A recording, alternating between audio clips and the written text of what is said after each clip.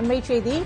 உங்கள் நண்பர் கனிமவள வழக்கில் தொடர்புடைய ஜனார்தன ரெட்டி அவர்களுக்காக தமிழ்நாட்டின் ஆறுகளில் மணல் எடுக்க உத்தரவிட்டுள்ளீர்களா?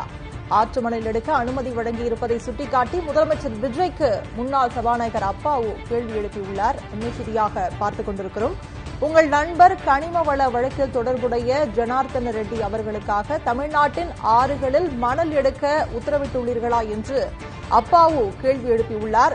கன்னியாகுமரி மாவட்ட கடற்கரை அணு கனிம மணல் எடுக்கும் அனுமதியை ஓராண்டு நீட்டித்து உத்தரவிட்டது போல் தமிழக ஆற்று மணலையும் கொள்ளையடிக்க முயற்சிப்பதா என்று அப்பாவு கேள்வி எழுப்பியுள்ளார்.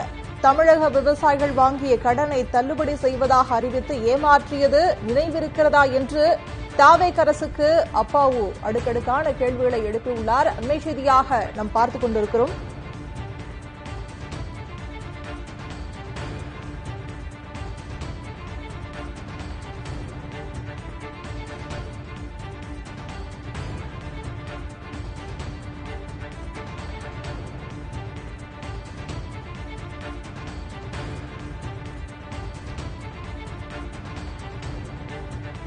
உங்கள் நண்பர் கனிமவள வழக்கில் தொடர்புடைய ஜனார்தன ரெட்டி அவர்களுக்காக தமிழ்நாட்டின் ஆறுகளில் மணல் எடுக்க உத்தரவிட்டுள்ளீர்களா?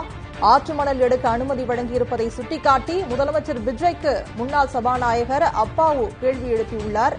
கன்னியாகுமரி மாவட்ட கடற்கரை அணு கனிம மணல் எடுக்கும் அனுமதியை ஓராண்டு நீட்டித்து உத்தரவிட்டது போல் தமிழக ஆற்று மணலையும் கொள்ளையடிக்க முயற்சிப்பதா? தமிழக விவசாயிகள் வாங்கிய கடனை தள்ளுபடி செய்வதாக அறிவித்து ஏமாற்றியது நினைவிருக்கிறதா என்று தாவேக அரசுக்கு அப்பாவு கேள்வி எழுப்பியுள்ளார். காவேரி தண்ணீரை விவசாயிகளுக்கு பெற்றுக் கொடுக்க எந்த முயற்சியும் எடுக்காமல் ஆற்று மணலையும் அள்ளி விவசாயிகளை தற்கொலைக்கு தள்ள துணிந்து விட்டீர்களா என்று அடுக்கடுக்கான கேள்விகளை தாவேக அரசுக்கு அப்பாவு கேள்வி எழுப்பியுள்ளார். அண்மை செய்தியாக நாம் பார்த்துக் கொண்டிருக்கிறோம்.